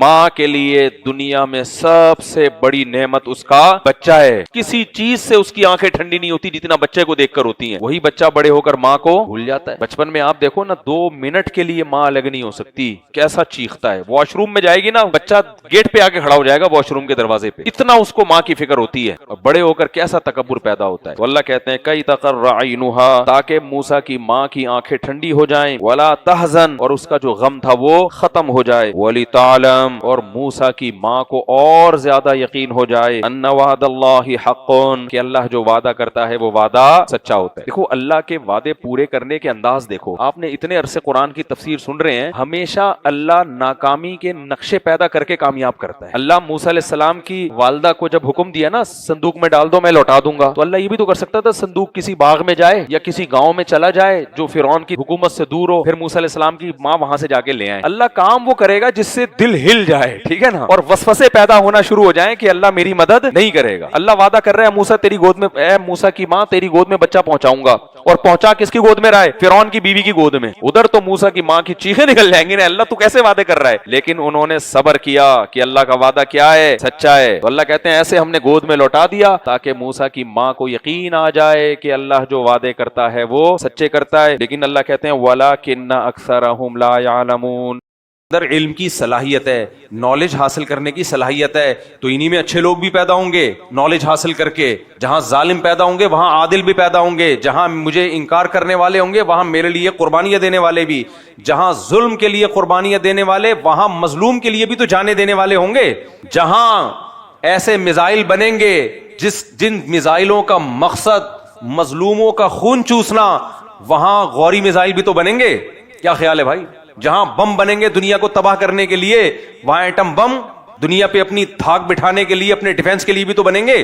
تو اللہ تعالیٰ یہ بتا سکتے تھے نا فرشتوں کو, بٹھا کے ادھر آؤ میں تمہیں بتاتا ہوں یہ ہوگا. نا اللہ نے کیا کیا, کچھ نہیں جواب دیا, بس بتایا میں جو جانتا ہوں وہ تم نہیں جانتے. فی الحال اجمالی جواب, ڈیٹیل سے بعد میں آئے گا جواب, تفصیلی جواب اگلے شمارے میں. وہ تفصیلی جواب کیا, جب آدم علیہ السلام کو بنایا انہیں چیزوں کے حقائق سکھا دیے. علم آدم الاسماء کلہا, ہر چیز کے اسماء بتائے, نام بتائے. نام کا مطلب یہاں حقائق, جس سے آگے دنیا میں زمین میں انہوں نے سروائیو کرنا تھا. دیکھو فرشتوں نے ترقی کی ہے, 1000 سال پہلے جو فرشتہ جس پوائنٹ پہ تھا آج بھی اسی پوائنٹ پہ, اس کو زمین کو سمجھنے کی صلاحیت ہی نہیں ہے ان میں. تو اللہ تعالیٰ نے آدم علیہ السلام کو ان تمام چیزوں کے حقائق سکھائے, آدم علیہ السلام نے سیکھ لیے. پھر اللہ نے ایک ورک شاپ کا انعقاد کیا, بلایا فرشتوں کو, تم ان چیزوں کے نام بتاؤ. انہوں نے کہا نہیں پتا. آدم علیہ السلام کو کہا بتاؤ, فوراً نام بتائے. پھر اللہ نے دلیل کے بعد دعویٰ کیا, الم اقل لکم, میں نے تمہیں کہا نہیں تھا, اعلم ما لا تعلمون, جو کچھ اس کے بارے میں جانتا ہوں وہ تم نہیں جانتے. یہ جو میتھڈ آف ٹیچنگ ہے نا, یہ ہے خاندانی. سمجھ رہے ہو کہ نہیں سمجھ رہے؟ پورا ماحول بنا کے بات کو سمجھایا جائے. اس کی اور بھی ہمیں مثالیں ملتی ہیں قرآن و سنت میں, نبی صلی اللہ علیہ وسلم کی حدیثوں میں تو بہت مثالیں ملتی ہیں اس کی. آپ مثال پہلے دیتے تھے اور بعد میں سمجھایا کرتے تھے. صحابہ سے مثال قائم کر کے خود پوچھتے تھے بتاؤ اس کا کیا آنسر ہوگا, وہ خود جب جواب دیتے فرمایا ہاں یہ خود اگلوایا جاتا. تو اس میں اللہ نے بتا دیا کہ آدم علیہ السلام اور ان کی اولاد تھوڑی بہت ذہین نہیں بلکہ بے انتہا ذہین. اب مجھے ایک بات بتاؤ, کتے کو تو ٹریننگ کی ضرورت ہے بھائی, گائے کو بھی تھوڑی سی ٹریننگ کی ضرورت ہے, بکری کو بھی کنٹرول کرنا پڑتا ہے. میں اور آپ ایویں بغیر کسی کنٹرولنگ جو مرضی کرتے پھرو, کوئی تربیت نہیں, کوئی سکھانے والا نہیں. کیا خیال ہے بھائی, کوئی عقل میں آنے والی بات ہے؟ ہر آدمی کہتا ہے مجھے کیا ضرورت ہے تربیت کی, میں تو نیک پیدا ہوا تھا, نیک ہوں. تربیت 2 طرح کی ہوتی ہے, ایک مادی تربیت, ایک روحانی تربیت. ہمیں مادی تربیت کی ضرورت بھی جانوروں سے زیادہ ہے. جانوروں میں جانوروں کے ڈاکٹر ہوتے ہیں بھائی, ہوتے ہیں. یعنی انسانوں میں ہوتے ہیں, جانوروں کے بہت محدود. جانوروں کے اندر جانور کا کوئی ڈاکٹر نہیں ہے کہ شیر چشمہ لگا کے بیٹھا ہوا ہے اور لکھ رہا ہے کہ تم نے 2 ہرن آج زیادہ کھا لی ہیں تو ایک چورن کھا لو تھوڑا سا, اور اب ہرن سے پرہیز کرو, بلی پہ گزارا کرو. کبھی دیکھا آپ نے؟ نہیں ہے. وجہ اس کی ہے کہ ان کی نسل ایسے ہی چل رہی ہے. فطرت نے بڑی بڑی چیزیں جو ان کے فائدے کی تھیں, جو مادی فائدے کی تھیں, وہ آٹومیٹیکلی ان کو سکھا دی ہیں. لہذا مزید گائیڈنس کی ان کو ضرورت نہیں ہے. میں اکثر بیانات میں ایک مثال دیتا ہوں. دیکھو بکری کا بچہ پیدا ہوتے ہی اپنی ماں کا دودھ پیتا ہے. اگر آپ اس کے سامنے آگ کا انگارہ ڈالیں وہ کبھی بھی نہیں اٹھائے گا. گوشت بنا کے رکھ دیں اس کے سامنے, تکے کباب, چپلی کباب اور نہاری, بریانی اور بھنڈی, جو مرضی, بھنڈی تو شاید کھا لے, سبزی ہے, نہیں کھائے گا کسی بھی چیز. لیکن انسان کے بچے کے سامنے آپ کچھ بھی رکھ دو, سب کچھ گند بھی کھا جائے گا اٹھا کے. تو اس سے ہمیں کیا پتا چلا؟ انسان کو مادی تربیت کی ضرورت جانور سے کم ہے یا زیادہ ہے؟ زیادہ ہے. تبھی بار بار ماں باپ سمجھاتے رہتے ہیں. پھر تھوڑا ہم بڑے ہوتے ہیں ڈاکٹر سمجھانا شروع کر دیتے ہیں, کیونکہ وہاں ماں باپ کا علم بھی ناقص. پھر ڈاکٹر بتاتے ہیں. اب تو ڈاکٹروں کی دنیا ایک الگ دنیا بن چکی ہے. اتنی گائیڈنس مل رہی ہے یوٹیوب پہ, اور یونائٹڈ نیشن کا جو WHO ہے, ہیلتھ کا ادارہ ہے, اس کی طرف سے اتنی گائیڈنس. بھائی برگر چھوڑ دو, بھائی بتاؤ مجھے, اگر ڈاکٹر نہ کہتے برگر چھوڑو, دنیا چھوڑتی برگر؟ دنیا چھوڑ دیتے, برگر نہیں چھوڑتے. چپس چھوڑ دیتی دنیا, چینی چھوڑ دیتی دنیا, سگریٹ چھوڑتی دنیا, سب سگریٹ پی رہے ہوتے دبا کے ایسی کی تیسی. یہ تو ہمیں کیا پتا کہ سگریٹ میں نقصان ہے؟ کوئی نظر آتا ہے نقصان؟ کوئی روٹی کھانے سے, گندم پھوڑ پھاڑنے سے, زیادہ کھانے سے, پیزے برگر کھانے سے فوری طور پہ کوئی پتہ چلتا ہے؟ کچھ بھی نہیں پتہ چلتا. یہ تو ڈاکٹروں نے بتا کے بھائی مت کھاؤ مت کھاؤ مت کھاؤ, شوگر ہو رہی ہے, اس سے بلڈ پریشر کی بیماری ہو رہی ہے, اس سے لوگوں کو فالج ہو رہا ہے, وغیرہ وغیرہ وغیرہ وغیرہ. پہلے ہمیں یاد ہے بچپن میں جتنا موٹا آدمی ہوتا تھا زیادہ طاقتور سمجھا جاتا تھا, جتنا بھاری بھرکم ہوتا کیا سمجھا جاتا؟ طاقتور. ڈاکٹروں نے یہ کانسیپٹ کلیئر کر دیا, بھائی موٹا ہونا طاقتور ہونے کی علامت نہیں ہے, باریک ہونا چاہیے. کمر ایسی ہو CID والوں کو بھی نہ ملے, اتنی پتلی کمر ہو, صرف اتنی ہو کہ ناڑا باندھ سکو آپ, بیلٹ باندھ سکو. اب دیکھو لوگ جم میں جا کے کمر غائب کرنے کی کوشش کر رہے ہیں. ہو رہا ہے کہ نہیں ہو رہا؟ ہاں کچھ لوگ نہیں کر رہے, لیکن کانسیپٹ ان کے کلیئر ہیں. کانسیپٹ ان کا کلیئر ہے کہ بھائی موٹاپا بری چیز ہے. وہ نہ کر سکے موٹاپا کم, وہ الگ بات ہے. نہیں ان کا دل چاہتا ہے یار مر جائیں, کوئی مسئلہ نہیں ہے, جنازہ کندھا دینے والوں کو تھوڑی سی ٹینشن ہوگی, باقی کوئی پرابلم نہیں ہے. لیکن اویئرنیس تو آئی نا. یہ کیا انسان نے خود سیکھی ہے؟ یہ اگر ڈاکٹروں کی یہ گائیڈنس نہ ہوتی تو موٹاپا کتنا زیادہ ہوتا, آپ اندازہ لگاؤ. یہ تو اتنی گائیڈنس کے بعد بھی اتنا موٹاپا ہے, اگر نہ ہوتی تو کیا ہوتا. لیکن آپ نے شیر چیتے لومڑیوں میں موٹاپا دیکھا؟ انہیں کسی نے نہیں بتایا کہ برگر مت کھاؤ, یہ مت کھاؤ. فطرت نے ان کو اتنا ہی کھلانا سکھایا ہے جو ان کی باڈی کے لیے ضروری. تبھی ان میں نہ فیٹ. میں نے نہیں کبھی دیکھا بھینس ہارٹ اٹیک سے مری ہو. ہاں جو انسان گائے پالتے ہیں وہ گائے ہارٹ اٹیک سے مرتی ہے, کیونکہ انسان اپنی مرضی کا کھلاتا ہے اس کو. جو قربانی کے جانور ہے نا, سب کی بات نہیں کر رہا, بعض جانور ایسے ہوتے ہیں, مجھے تو لوگ بتاتے رہتے ہیں, کہتے ہیں مفتی صاحب اس سال ہمارا یہ جانور نہیں بکا تو یہ 1-2 مہینے میں ویسے ہی مر جائے گا. میں نے کہا کیوں؟ کہتے ہیں اس کو اتنا گھی پلا دیا ہے ہم نے, اور اس کو چاکلیٹیں کھلائی ہیں جو فیکٹریوں سے بچی ہوئی, کہ اتنا موٹا آلو اتنے کھلا دیے ہیں, اتنا موٹا ہو گیا ہے, اس میں کولیسٹرول کا ڈبہ بن چکا ہے. یہ دعا کرو کسی کو پہنا دیں ہم جلدی سے, تاکہ کاٹ دے بقرعید میں, کیونکہ اگر یہ نہیں ہوا نا تو ہم اس کو آغا خان تھوڑی لے کے جائیں گے اس کی سرجری کے لیے, یہ مر جائے گا. اور ہوتا ہے, میں سب کی بات نہیں کر رہا بھائی, بیچاروں کا, لوگوں کا بزنس بھی بعض دفعہ تباہ ہوتا ہے. وہ میں نے ایک بات کی تھی نا, دیسی گھی اتنا مہنگا پڑ رہا ہے, اس پہ بہت سارے تاجروں نے مجھے کہا کہ یار ہمارا تو بٹا بٹھا دیا آپ نے. تو وہ انہوں نے پھر مجھے ایک چیز بتائی, لاجک کی بات تھی. وہ کہتے ہیں ہم صرف گھی نہیں بیچ رہے ہوتے, گھی کے علاوہ بھی بہت سارے کام کر رہے ہوتے ہیں. تو یہ بھی کلپ بنا کے چلا دیں, وہ گھی کے علاوہ بھی بہت سارے کام کر رہے ہوتے ہیں. تو گھی ہم اس لیے سستے ریٹ پہ بیچتے ہیں کہ وہ ہمارا پروفٹ دوسرے طریقے سے پورا ہو جاتا ہے. تو ایک ویلڈ پوائنٹ ہے. تو میرا مقصد کسی کے بزنس کو تباہ کرنا نہیں تھا, میرا مقصد صرف یہ بتانا تھا خالص چیز ملنا بہت مشکل کام ہے. لیکن باقی کچھ میرے جاننے والے ایماندار تاجر ہیں جو اوریجنل گھی بیچ رہے ہیں, لیکن وہ کہتے ہیں ہم سستا اس لیے بیچتے ہیں کہ یہاں تو ہمیں گھی پروفٹ نہیں دے رہا, لیکن پھر وہ گائے کے بچے سے ہم قیمت نکال لیتے ہیں, گائے بھی بکتی ہے, اس کے بچے بھی بکتے ہیں, وغیرہ وغیرہ, گوشت بکتا ہے, اور بہت سارے طریقے ہوتے ہیں, مکھن سے ہم نکال لیتے ہیں اس کی ویلیو, وغیرہ وغیرہ. خیر, تو آپ نے نہیں کبھی دیکھا ہوگا ہرن ہارٹ اٹیک سے مر گیا, شیر مرتے ہیں بڑھاپے میں, یا کوئی ہزاروں میں کوئی ایک آدھ کو کوئی بیماری ہو جائے. وجہ کیا ہے میرے بھائی؟ انسانوں کو اگر ڈاکٹروں کی گائیڈنس نہ ملے نا, میرا حال ہے کوئی بھی 40 تک بھی نہ پہنچے اس زمانے میں. تو اتنی زیادہ حکیموں ڈاکٹروں کی طرف سے گائیڈنس مل رہی ہے, لوگ منع کر رہے یہ کھاؤ یہ نہیں کھاؤ, یہ کھاؤ یہ نہیں کھاؤ, جا کے تب جا کے کہیں انسان کا بچہ مادی لحاظ سے بنتا ہے. تو میرے بھائی اتنا ذہین انسان ہے, اتنی ذہین شخصیت ہے, اس کے باوجود بھی اسے بار بار مادی گائیڈنس کی ضرورت. جانور کو یہ ضرورت نہیں ہے, کیوں؟ بے وقوف ہے. تو اس کی بے وقوفی کے حساب سے اللہ نے اس میں اتنی گائیڈنس رکھی نہیں ہے. اللہ نے اس کو یہ چیزیں خود سے سکھا دی ہیں, کیا کھانا ہے کیا نہیں کھانا اس کو ضرورت نہیں ہے. لیکن انسان کو مجھے ایک بات بتاؤ, جب مادی لحاظ سے اتنی زیادہ گائیڈنس کی ضرورت ہے تو روحانی لحاظ سے تو انسان کو اس سے بھی زیادہ گائیڈنس چاہیے ہوگی, کیونکہ انسان کو جانوروں سے جو چیز ممتاز کرتی ہے وہ اس کی مادی حیثیت نہیں ہے, وہ اس کی روحانی حیثیت ہے. تو اچھا انسان بننے کے لیے ہدایت کی ضرورت ڈاکٹروں سے بھی زیادہ ہے. ہم ڈاکٹروں کے اتنے محتاج نہیں ہیں جتنے پیغمبروں کے محتاج ہیں ہم. اور روحانی گائیڈنس ڈاکٹروں سے ملے گی. بولو, دیکھو میڈیکل سائنس نے ترقی کی ہے تجربوں کی بیس سے, تجارب سے نا. پہلے زمانے میں حکیم, یہ سارا حکیموں کا علم ہی ہے جو میڈیکل سائنس میں منتقل ہوا ہے. پہلے تو حکیم ہوا کرتے تھے, وہی جڑی بوٹیوں پہ ریسرچ کرتے تھے, پھر اسی کی ریسرچ کرتے یہ جو آج کل میڈیکل سائنس ہے جس نے ترقی کی ہے سارا حکیموں سے ہی لیا ہوا مال ہے, اور سارا مسلمانوں سے لیا ہوا ہے. یہ بھی بتا دوں آپ کو, 1000 سال تک ہمیں پہلے طب یونانی تھی, وہ غیر مسلم تھے جب تک اسلام دنیا میں نہیں آیا تھا. لیکن جب اسلام نے دنیا میں غلبہ حاصل کیا ہے تو یونان میں گڑبڑ یہ ہوئی ہے کہ یونانیوں نے 2 بچے پیدا کرنے کی اسکیم چلا لی. جو یونان تھا نا, اوریجنل یونان, ان کے ان کے پاگل قسم کے کچھ فلاسفر پیدا ہوئے. انہوں نے کہا دیکھیں ایکچولی جب ہمارے گروتھ ریشو کم ہوگا تو وسائل زیادہ ہوں گے تو بچے کم ہو گئے, لیکن کھلا کھائیں گے تو ننگا نہ آئیں گے. وہ یہ ان کے لوگوں نے چلا دیا حساب کتاب. وحی کے علم کے بغیر جب عقل استعمال ہوتی ہے نا تو وہ گمراہی کی طرف لے جاتی ہے. تو جو اوریجنل یونان تھا جس نے طب یونانی, جو میڈیکل سائنس نے بڑی ترقی کی تھی, فلسفے نے بھی بڑی ترقی کی تھی اس میں, تو جب اسلام دنیا میں آیا تو مسلمانوں نے سارا علم وہاں سے لے لیا. تو یونانی کہاں گئے؟ سوال پیدا ہوتا ہے. ہونا تو یہ چاہیے کہ یونان میں بڑے بڑے حکیم پائے جائیں. ہوا یہ کہ یونانیوں نے جب 2 بچوں کی پالیسی اختیار کی اور مسلمان 4 شادیاں کر کے دبا کے بچے پیدا ہوئے تو یونان مارکیٹ سے شارٹ ہو, وہ نسل ہی اڑ گئی, پتہ ہی نہیں گئی کہاں وہ. اس لیے یونان میں اب جو ہے نا وہ اوریجنل یونانی نہیں ہے. وہ شاید کوئی ایک آدھ کی قبر کہیں ملتی ہوگی یا کوئی ایک آدھ زندہ ہوگا جو اپنا نسب بتاتا ہوگا, لیکن مارکیٹ سے یونان کیا ہو گیا؟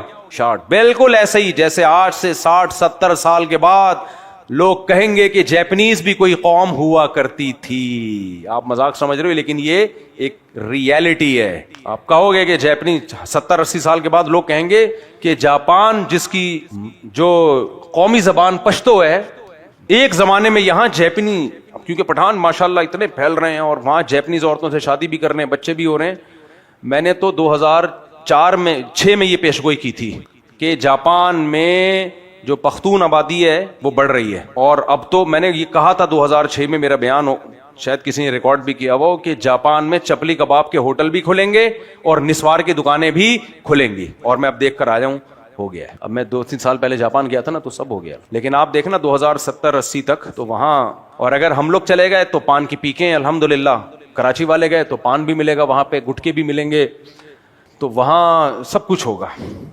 کتنی اس قوم نے اپنی قوم کی تربیت کی تھی, 100 سال سے زیادہ لگے ہیں جاپان کو ایک آرگنائزڈ قوم پیدا کرنے میں, لیکن ایک کتنی بڑی مسٹیک ہوئی, نسل روک لی. اس کا طریقہ نتیجہ جو آپ کے سامنے. اب ان کی گورنمنٹ پاگلوں کی طرح کوشش کر رہی ہے, بھائی بچے نکالو, خدا کے نسل پیدا کرو. لیکن یہ ایک ایسا بدبودار نعرہ ہے نا, ایک دفعہ عورت کو یہ سمجھا دیا نا کہ بچے پیدا کرنے میں تمہارا نقصان ہے, پھر عورت نہیں آتی, کیونکہ نسل عورت سے بڑھتی ہے, آدمی سے تھوڑی بڑھتی ہے, وہ نہیں راگری ہوتی. ایک دفعہ اس کے دماغ میں یہ بات ڈال دی نا تو وہ نہیں آئے گی. اور ہماری سوسائٹی میں بھی لبرل انٹیوں کو یہ سکھایا جا رہا ہے ایکچولی تم نے ایجوکیٹڈ عورت ہونی چاہیے, اور ایکچولی تم جاب کرو, ایکچولی تم کو بچے پیدا کرنے کی مشین نہیں ہو. اس کا نقصان کیا ہو رہا ہے کہ نسلیں بھی بڑھ رہی ہیں, اور کراچی میں تو کراچی کی جو اوریجنل عوام ہے اس کا بھی پتہ گول ہونے والا ہے. یہ بہت ہائی لیول کی رپورٹیں پیش کر رہا ہوں, ہوائی باتیں نہیں ہیں. 2040, 50, 60, 70 میں بالکل یہاں کا کلچر چینج ہو چکا ہوگا. سمجھ میں آ رہی ہے بات؟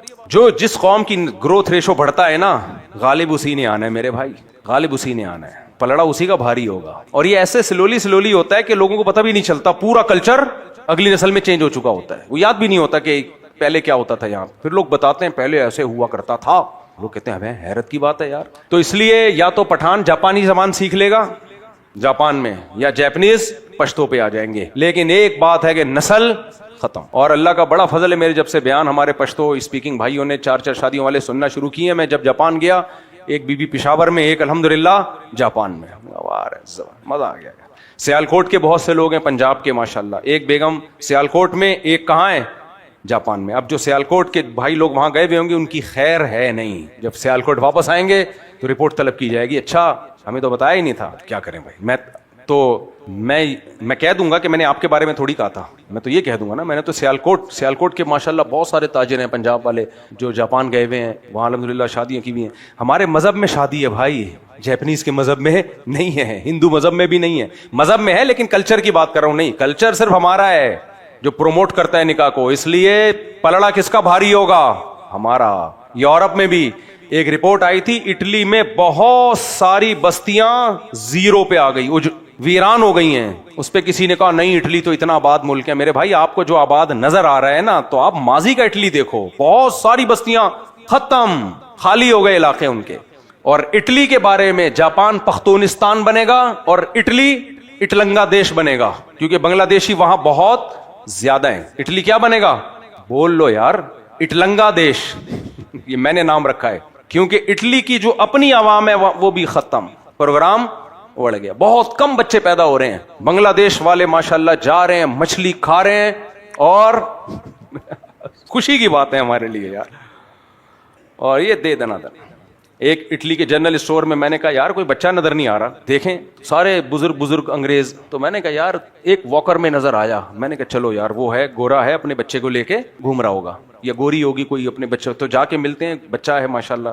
तो गया तो वो बांग्लादेशी साथी थे, मैंने कहा यार पूरे स्टोर में एक बच्चा नजर आया, वो भी बांग्लादेश का, तो मुझे तो खुशी हुई। खैर, तो इटली बनेगा इटलंगा देश, जापान बनेगा, अब कोई जापान और पख्तूनिस्तान का मुरक्कब बना के कोई नाम सोचूंगा, फिर इंशाल्लाह किसी फारिग वक्त में फिर वो अनाउंस करूंगा इंशाल्लाह। कोई जब से सोच लो अच्छा सा नाम, जिसमें जापान का भी बिल्कुल, उस मुल्क को भी नहीं करना ना हमने ऐसे, बिल्कुल ही थोड़ा सा, जैसे इटलंगा देश में इटली भी तो आ रहा है ना शुरू में, अलिफ और टे तो आ रहा है ना, तो ऐसे इटलंगा देश और जापान को कुछ सोचते हैं इसमें।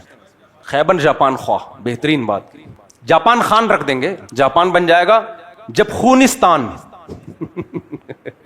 जब खूनिस्तान, पख्तूनिस्तान और शुरू का जीम और पे ले लिया हमने, मिस कर दिया, लेकिन बनेगा बहरहाल कुछ ना कुछ, लेकिन हम दुनिया में नहीं होंगे शायद उस वक्त। खैर, तो 70 साल बाद मेरा ये बयान चला देना लाजमी, 50-60 साल बाद, 70 साल भी बहुत बात कह रहा हूं मैं एहतियातन। खैर, तो मैं ये अर्ज कर रहा था कि जब मादी गाइडेंस की हमें इतनी ज्यादा जरूरत है तो रूहानी गाइडेंस की नहीं होगी। और रूहानी गाइडेंस में ये भी है, निकाह और बच्चों की पैदाइश, ये जिन कौमों को नहीं मिली बेड़ा गर्क। तो मैं यूनान की बात कर रहा था कि 1000 साल जब तिब्बे यूनानी मुसलमानों में गई है तो मुसलमानों ने उसमें बहुत तरक्की की, तो वहीं 1000 साल तक तो हमें नहीं मिलता, 700-800 साल तो कन्फर्म है कि मुस्लिम साइंटिस्ट के अलावा दुनिया में किसी गैर मुस्लिम का नाम भी आता हो किसी भी फील्ड में।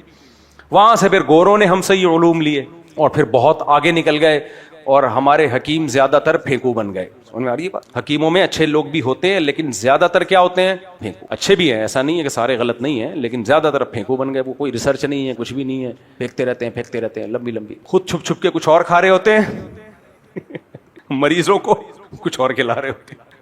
हकीमों में कंजूसी मशहूर है, पता है, बड़े बड़े नुस्खे लेके कब्र में चले गए कि ऐसा ना हो के। सईद इब्न जुबैर एक बहुत बड़े ताबिई हैं, अब्दुल्लाह इब्न अब्बास के सबसे सीनियर शागिर्दों में आपका शुमार होता है, रहिमहुल्लाह ताला। बहुत बड़े आलिम थे, उनका एक मलफूज नजर से गुजरा, बड़ा मजा आया। फरमाते थे कि अल्लाह ने जो मुझे इल्म दिया है उसको लेके मैं कब्र में जाऊं, मुझे ये ज्यादा महबूब है कि दुनिया में उसको फैला दूं। मैं दुनिया में क्या करूं, मुझे बड़ी मोटिवेशन मिली इससे कि यार जो कुछ अल्लाह ने टूटा फूटा इल्म दिया है उसको ले आओ बस पब्लिक के सामने। बयानात में तो मेरे इस्लाही बयान होते हैं ना, असल जो उलमा की जो तहकीकी बातें हैं वो अलग दुनिया है, वो अलग दुनिया है। तो उन्होंने फरमाया कि मैं अपने इल्म को कब्र में लेके जाऊं, इससे मुझे ज्यादा महबूब है कि मैं दुनिया में फैला के जाऊं उसको। लेकिन बाज हकीम, बाज क्या ज्यादातर हकीम इसी तरह गुजरे हैं, कोई चीज हो बताते नहीं है। मैं ऐसे हकीमों को भी जानता हूँ, कोई बड़े अच्छे नुस्खा कोई बनाया उन्होंने किताब में पढ़ के, वो तजर्बों की बेस पे, उससे बंदा ठीक हो गया, अब उनको बोल रहा भाई इसका नुस्खे में क्या क्या डाला है बता दो, ताकि शेर ना शेर नहीं करना है इसको, सही है, पता ना चले।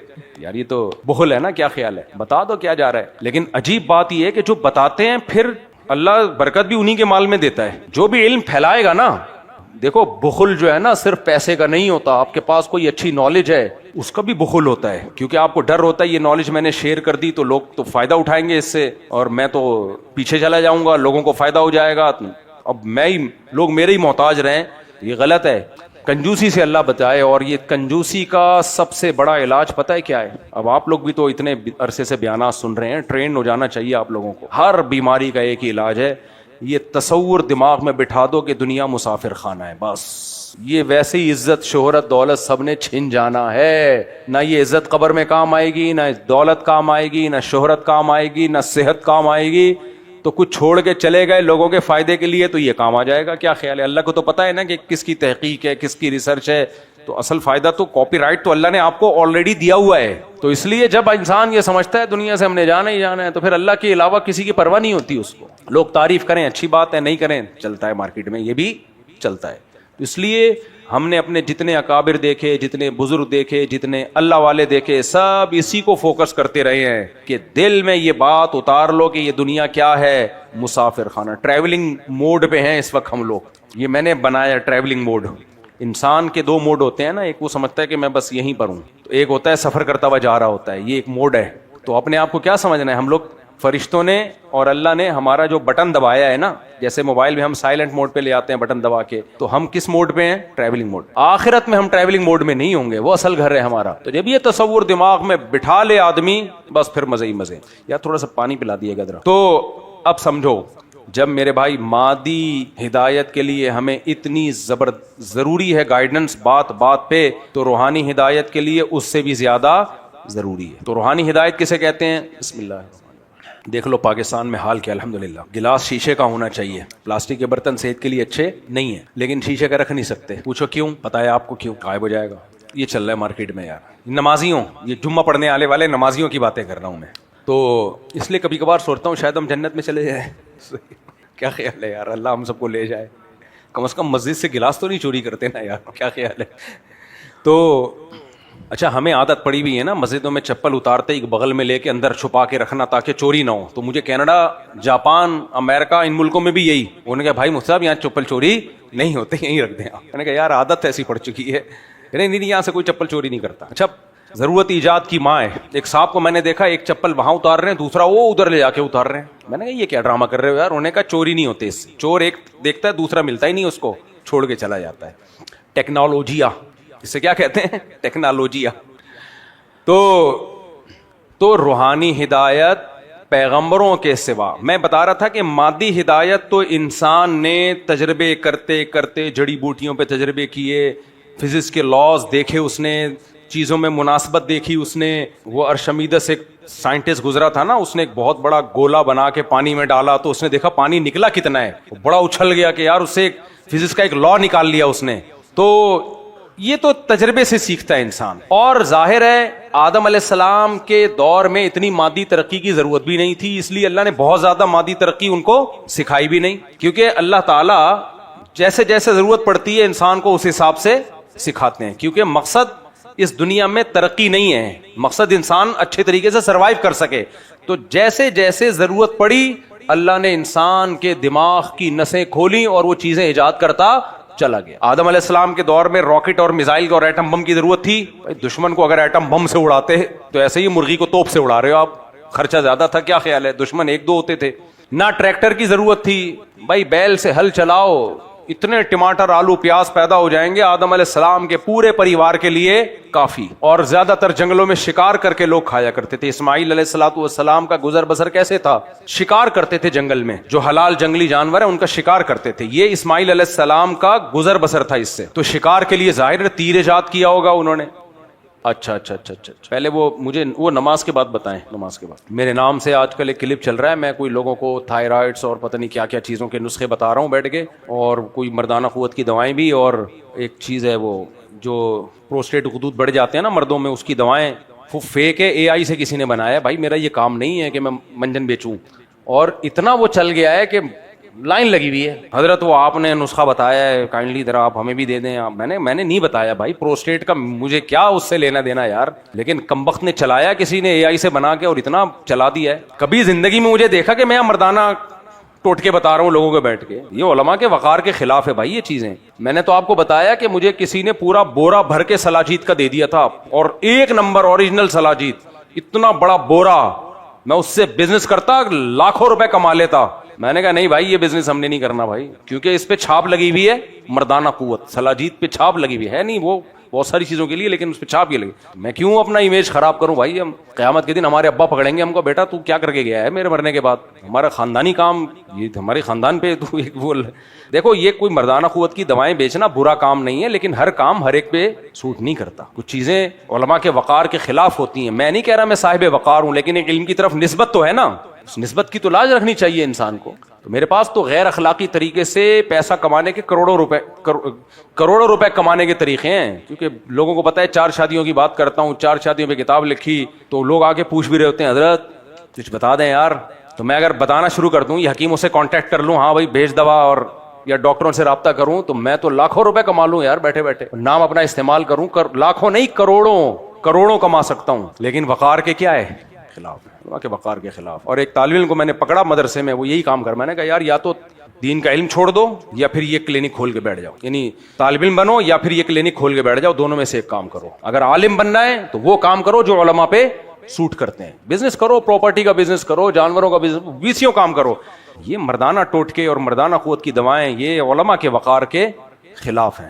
اور جو اچھے حکیم ہیں نا وہ بھی ضمنی طور پر یہ کام کر رہے ہوتے ہیں. باہر انہوں نے بڑے بڑے بورڈ اس کے نہیں لگائے ہوئے ہوتے. کسی حکیم کی دکان کے باہر بورڈ لگا ہوا ہے نا مردانہ طاقت, سمجھ لو یہ فارغ آدمی ہے, یہ کوئی ریلیبل آدمی نہیں ہے. تو اب اتنی بات چل پڑی ہے تو ویسے ایک جنرل نالج کی بات بتا دوں, جب تک آپ چل رہے ہو, دیکھ رہے ہو, سن رہے ہو, اس کا مطلب سب کچھ ٹھیک ہے. سمجھ میں آ رہی ہے بات؟ سب کچھ ٹھیک ہے. ہمیں وہم میں جانے کی ضرورت نہیں ہے. اس کو کم کرو. یہ جو پیٹ کے گرد چربی ہے نا یہ سب سے زیادہ نقصان دہ ہے. بھاگو دوڑو, جم جاؤ, اور پیٹ کو کیا کرو, کم کرو, بس اس کو فوکس کرو. آدم علیہ الصلوۃ والسلام کے دور میں اتنی ترقی کی ضرورت نہیں تھی. پہیا بہت بعد میں ایجاد ہوا. اس زمانے میں بیل بھی کافی تھا, بلکہ بیل کی بھی ضرورت نہیں تھی بھائی, خود ہی ہل چلا لیتے. آہستہ آہستہ آہستہ آہستہ انسان نے, کہتے ہیں سب سے پہلی ایجاد انسان کی کیا ہے, پہیا. پھر ہوتے ہوتے اس نے جانوروں کو قابو کیا. اس نے دیکھا یار گدھا ایک ایسی چیز ہے مارکیٹ میں کہ اس پہ بیٹھو تو کچھ کہتا نہیں ہے, تو کیوں ہم پیدل جائیں, اس پہ بیٹھ کے کیوں نہ چلے جائیں. ایک دن انسان نے تجربہ کیا تو اس کا خیال تھا یہ چیخے گا چلائے گا, لیکن وہ چلا گیا. اسی لیے اس کو نام بھی کیا دیا, گدھا. ٹھیک ہے نا. گھوڑے کو دیکھا یار اسپیڈ بہت ہے اس کی, انسان نے اس کو قابو کیا, اور بھائی اگر سسرال جانا ہے, سسرال سے بھاگنا ہے تو کس پہ بیٹھ کے جاؤ, گھوڑے پہ. کسی سے قرضہ لے کے بھاگنا ہے اس کے لیے بہترین چیز ہے گھوڑا. تو ایسے ایسے انسان نے پھر گھوڑا گاڑی بنا لی, بیل گاڑی بنا لی. تو یہ ترقی کی ابتدا ہوئی ہے, اور انسان پھر اگلی نسل کو یہ علم ٹرانسفر کرتا چلا گیا. اسی طرح سے پھر آج کیا ہو گیا, وہ بندوقیں آئیں, تلواریں آئیں, پھر پہلے پھر اس کے میزائل آ گئے, ایٹم بم آ گئے, ہوائی جہاز آ گئے.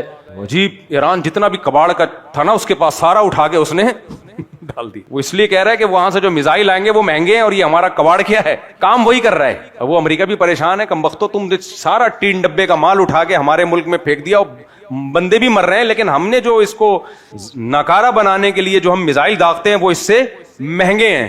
اس لیے یہ بڑی پرابلم چل رہی ہے اس میں, کہہ رہے اتنا تو ہم اس کو ماریں کیسے. خیر, تو ترقی کرتے کرتے کرتے کرتے یہاں تک آج ہم پہنچے. پہلے زمانے میں شادیاں کرانے کے لیے بوڑھی خواتین ہوا کرتی تھیں ہر محلے میں, ان کو محلے محلے کی خبر ہوتی تھی, وہ جا کے بتایا کرتی تھی, مخبریاں ہوتی تھیں. اب ویب سائٹس بن گئی ہیں, کیا خیال ہے, .com اور مختلف. تو اتنی ویب سائٹس بن گئیں, اتنی ساری, اور ہوتے ہوتے آج پھر جہاز آ گئے, اڑتے اڑتے کہاں پہنچ جاتے ہیں. میڈیکل سائنس نے اتنی ترقی کی, مرے ہوئے بندے کو تھوڑی دیر کے لیے زندہ کر دیتے ہیں.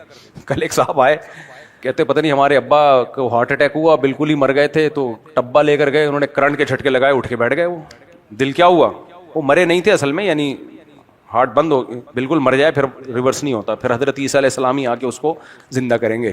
میں نے کہا چلو یار اللہ نے نئی زندگی دے دی. کہہ رہے ہیں جھٹکے لگے ہیں ابا, بہت دنوں سے جھٹکا نہیں لگا ہوگا نا ابا کو. مرد جو ہماری سوسائٹی میں 60-70 سال نکال لیتا ہے نا شادی شدہ مرد, صرف بیوی کے جھٹکوں کی وجہ سے نکالتا ہے. وہ بیوی اس کو ہر تھوڑے دنوں کے بعد ایسا زور کا جھٹکا دیتی ہے جس سے وہ کیا ہوتا ہے, ہلتا ہے, اور دل کی ساری رگیں ایک دم طاقت کے ساتھ کھل جاتی ہیں.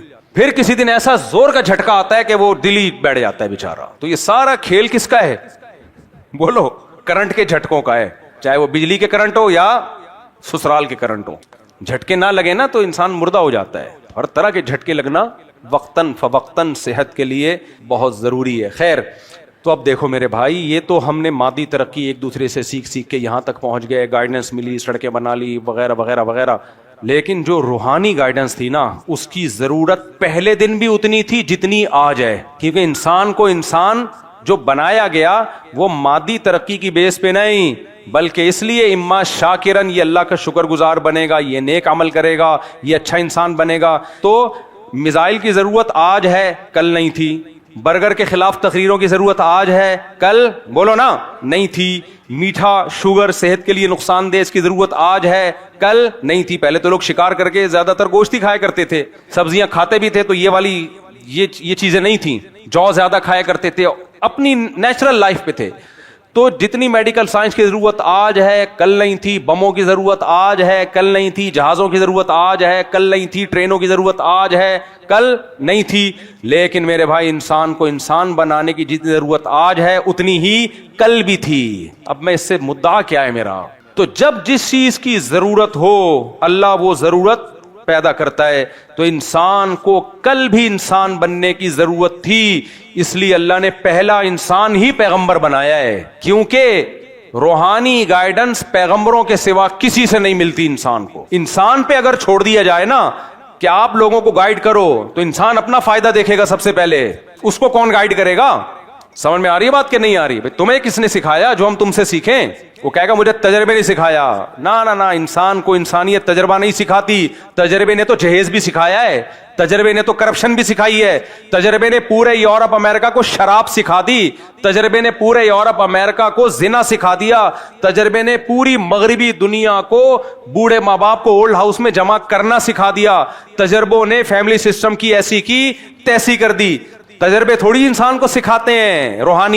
روحانیت جس کے لیے انسان کو پیدا کیا گیا وہ ڈائریکٹ اللہ سکھاتا ہے. اور کس کے ذریعے؟ پیغمبروں کے ذریعے. تو اللہ نے پہلا انسان پیغمبر اس لیے بنایا کہ اگر پیغمبر کے بغیر پہلے انسان دنیا میں آ جاتے تو وہ ان پر اللہ کی حجت کیسے تمام ہوتی؟ وہ کہتے ہیں مجھے تو کوئی سکھانے والا نہیں آیا, میں کیسے اچھا انسان بن سکتا ہوں؟ نہیں آئی میرا خیال ہے بات. بہت مشکل ہے یار اس زمانے میں. 4 شادیاں سمجھانا بہت مشکل, اور بات سمجھانا بہت. آپ ماشاءاللہ بڑے اچھے لگ رہے ہیں. دیکھو لباس کا نا انسان کی پرسنالٹی پہ بڑا فرق پڑتا ہے. کل یہ تھوڑا ٹاپک سے ہٹ کے میں ایک بات کر رہا ہوں, لیکن بات بڑی مزے کی ہے, کیونکہ ایسی ٹاپک سے ہٹ کے باتیں الگ سے پھر آتی نہیں ہیں, تو اس لیے مجھے ٹاپک کے بیچ میں گھسیٹ دیتا ہوں.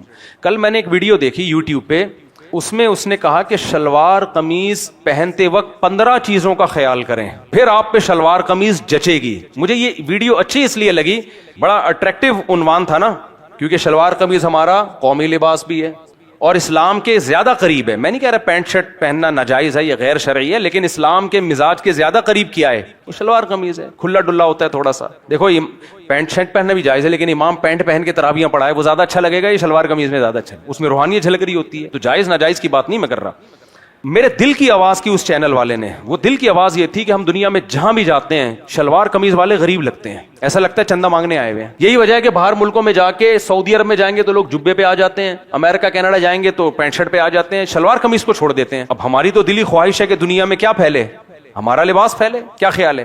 اس بندے نے بڑی کام کی ویڈیو بنائی, اور مجھے یاد نہیں رہا, ورنہ میں اس چینل کا نام بھی شیئر کر دیتا آپ, تاکہ آپ خود دیکھ لیتے. اس نے کہا کہ دیکھو شلوار قمیض 15 چیزوں کا خیال کرو گے تو بہت جچے گی آپ پہ. پڑھے لکھے آدمی لگو گے, غریب نہیں لگو گے, ایسا نہیں لگے گا کہ چندہ مانگنے آئے ہو. سمجھ میں آ رہی ہے بات؟ 15 چیزوں کا خیال کرو. اور پھر اس نے دکھائی تصویریں نا, جو ان 15 چیزوں کا خیال نہیں کرتے وہ شلوار قمیض میں کیسے لگ رہے ہیں. ایسا لگ رہا ہے چپل چرا کے ابھی بھاگا ہے. اور جو تمیز سے اس 15 چیزوں کا خیال کر کے جنہوں نے کرتا شلوار یا شلوار قمیض سلوائی ہے, کیسے ڈیسنٹ لگ رہے ہیں, ایسے شریف آدمی لگ رہے ہیں, پڑھے لکھے. میں نے فینسی مرغے بھی پالے ہوئے تھے نا, بڑے خوبصورت ڈیسنٹ. اور ہمارے دیسی مرغے ہر وقت ٹینشن میں ہوگا نا, کس کو چمبا ماروں اور کیا کروں میں, کون سی مرغی ابھی کنٹرول میں آ رہی ہے کون سی نہیں آ رہی, تو ہر وقت بدماشی میں. اور جو فینسی مرغے باہر سے یورپ سے آتے ہیں کیسے شریف شرفا سے خوبصورت سے. تو ہمارے ایک دوست تھے, پشتو تھے, بڑے مزے کے آدمی, میرے اس مرغیوں کے فارم میں آئے نا. فارم کیا, وہ چھوٹی سی جگہ تھی, تو کہنے لگے یار سارے جانوروں کو دیکھنے کے بعد انہوں نے وہ مرغا نہیں جو فینسی مرغا, کہتے ہیں پڑھا لکھا صرف یہی لگ رہا ہے مجھے دیکھنے میں. پڑھا لکھا مرغا صرف یہی لگ رہا ہے. تو ڈیسنٹ اگر چاہتے ہو نا شلوار قمیض میں لگو تو 15 چیزوں کا خیال کیجیے, جس میں چند جلدی جلدی بتا دیتا ہوں. نمبر 1 کپڑا اچھا ہونا چاہیے. نمبر 2 کلر اچھا ہونا چاہیے. کلر یہ نیلے پیلے بھڑکتے ہوئے جیسے گولے گنڈے کی دکان یہ نہیں ہونا چاہیے. نمبر 3 فٹنگ ہونی چاہیے. بہت چوڑے چوڑے کے 4 آدمی اس شلواروں کے گھیر اتنے بڑے بڑے جا رہا ہے یوں کر کے جیسے پتہ نہیں ہوائیں چل رہی ہے, تو پورے بھائی تھوڑا سا فٹنگ کا پہنو, بالکل ہی چپکا ہوا بھی نہ ہو. اور چوتھی بات اس نے یہ بتایا کہ لمبی گردن ہو تو شیروانی یہ والا کالر. بعض لوگوں کی ٹھگنی گردن ہو تو یہ والا کالر, لمبی گردن ہو تو اب آپ کی گردن ہی ٹھگنی ہے بڑا والا کالر تو آپ اور ٹھگنے لگنا شروع ہو جاتے ہیں. اس نے بتایا کرتے کی لمبائی کتنی ہونی چاہیے, گھٹنے سے تھوڑا سا نیچے ہو, نہ اوپر نہ زیادہ. وہ پھر بتایا کتنا برا, پھر وغیرہ وغیرہ بڑی زبردست. مجھے تو پورے 15 پوائنٹ ایک دفعہ سن کے یاد ہو گئے. استری ہونی چاہیے, اس پہ اوپر کا بٹن بند ہونا چاہیے, میرا بھی کھلا ہوتا ہے اکثر. اور اس کے اوپر بنیان نیچے کیسا ہونا چاہیے, کلر کیسا ہونا چاہیے بنیان کا. بعض دفعہ بنیان نظر آ رہا ہوتا ہے, کرتا نظر نہیں آ رہا ہوتا. آستین والا بنیان ہونا چاہیے ورنہ وہ پٹیاں نظر آ رہی ہوتی ہیں. اور یہ جو کندھے یہاں تک یہ کہاں یہ ہونے چاہیے, گرے ہوئے ہونے چاہیے. بہت زبردست ہے, آپ دیکھ لو, مزہ آنا ہے پیسے. مجھے یہ اس لیے کہ شلوار قمیض کو پروموٹ کرو میرے بھائی, ہمارا قومی لباس ہے, مسلمانوں کا لباس ہے, اور یہ جب اچھا ہو تو اچھا لگتا ہے, لوگ محبت کریں گے. ورنہ اس ڈریس میں جب ہم باہر جاتے ہیں تو یہ ڈریس بدنام ہو رہا ہے. عرب دیکھتے ہی زکات کے لیے پیسے نکالنا شروع کر دیتے ہیں کہ یار تھوڑے سے دے دو بیچارہ غریب آدمی. عجیب عجیب بھول جلول سے پینچے ادھر جا رہے ہوتے ہیں, استری نہیں ہوتے کپڑے, عجیب حال ہوا ہوتا ہے. کف کیسی ہونی چاہیے, یہ اس نے کہا. اگر اب اس کی باتوں کو میں تھوڑا اپنے الفاظ میں بھی بیان کر رہا ہوں نا, اگر آپ نماز عید کے لیے تو یہ ٹھیک ہے, اور اگر آفس کے لیے تو ٹائٹ کف جو دھلنے سے نرم نہ پڑے. سامنے آ رہی ہے بات کہ نہیں آ رہی؟ تو بہت زبردست چیزیں. ناڑا رنگیلے ناڑے نہ ہو نظر آ رہے ہو جھولتے ہوئے, ناڑوں کا بھی ایک فیشن ہے, یہاں سے نکالا ہوا ادھر سے نظر آ رہا ہے, یہ غلط ہے. خیر, تو وہ دیکھنے کے لیے آپ شلوار قمیض پہننے کے 15 طریقے, تو اس سے شلوار قمیض کو پروموٹ کریں یہ. اور پھر اس کو ویسٹ کوٹ ہونی چاہیے, ویسٹ کوٹ بھی فٹنگ کی ہونی چاہیے. اور ویسٹ کوٹ کا کلر کیسا ہو, یا تو کنٹراسٹ میں ہو یا پھر اسی کلر کی ویسٹ کوٹ ہو جس کلر